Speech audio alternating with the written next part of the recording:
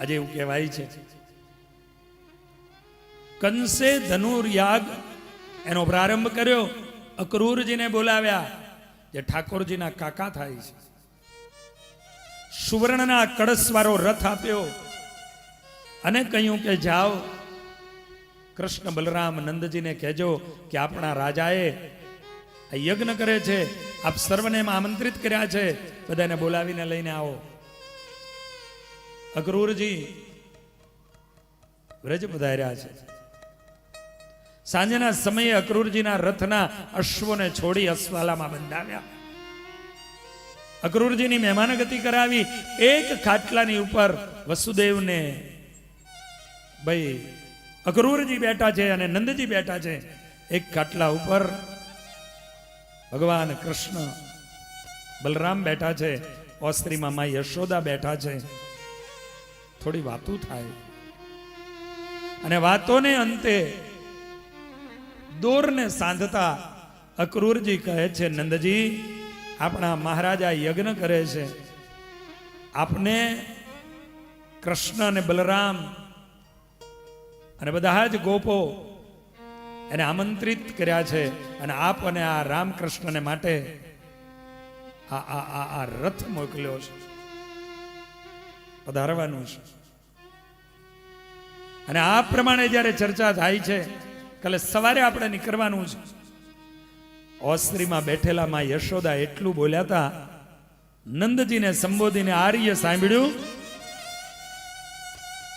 આપને જવું હોય તો જજો,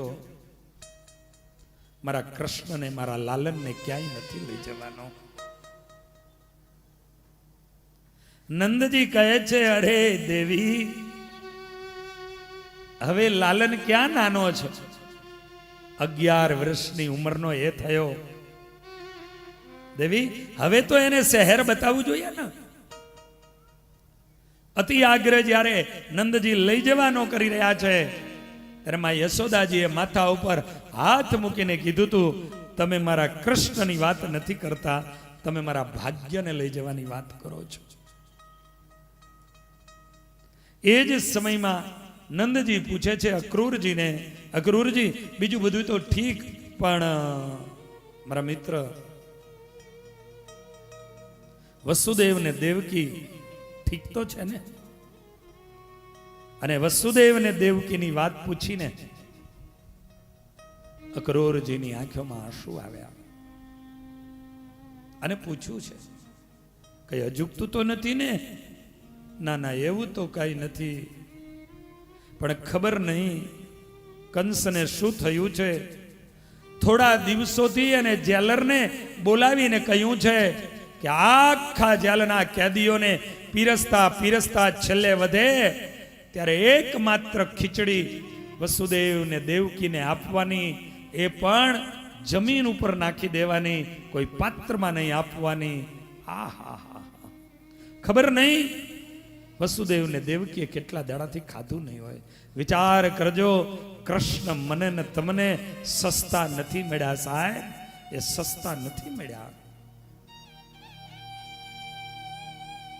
એની પાછળ કેટલા કેટલા લોકોએ યોગદાનો અને વેદનાઓ વેઠી છે મને ને તમને કૃષ્ણ આપવાની માટે. આ છે અહીંયા માત પિતાને જમીનની ઉપર ખીચડી નાખી દે છે, અને આવું જ્યાં કૃષ્ણ ભગવાને સાંભળ્યું એને રડવું આવી ગયું. પોતાના ખેસની ઉપરણીનો છેડો મોઢાની આડો દબાવી અને ભગવાન ત્યાંથી દોડતા દોડતા ગૌશાલામાં વયા ગયા.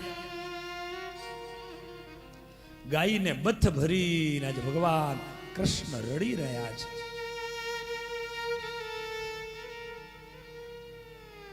આ તરફ રસોઈ તૈયાર થઈ, કૃષ્ણને ગોતે મળે નહીં. દાઉજીને કીધું કે ગોતી આવો. દાઉજી એને શોધવા જાય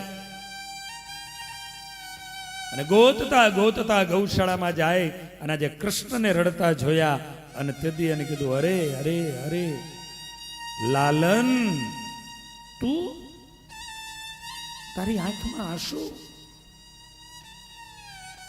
હા દાઉ, આજે મને મારી માં દેવકી યાદ આવી છે, આજે મને મારા પિતા યાદ આવ્યા છે. લાલન જમવાનું તૈયાર છે? નહીં દાઉ, મને ભૂખ નથી લાગી, મને ભૂખ નથી લાગી. દાઉજી સમજાવે છે, દેખ લાલન, તું નહીં જમે, ઘરમાં કોઈ નહીં જમે, મહેમાન નહીં જમે, થોડું જે ભાવે. કૃષ્ણના મોઢાને આંખોને ધોવડાવી લાવ્યા છે, પંક્તિ થઈ છે, માએ થારીઓ પીરસી છે.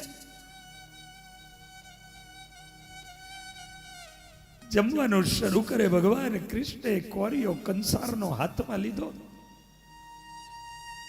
અને મુખ સુધી ગયો અને શબ્દો અક્રૂરજીના યાદ આવ્યા. નંદજી, વસુદેવ અને દેવકીને ખીચડી જમીનની ઉપર નાખી દે છે અને મોઢા સુધી ગયેલો એ કૃષ્ણને કોરિયો પાછો ચડી ગયો. પોતાની માં યાદ આવી ગઈ.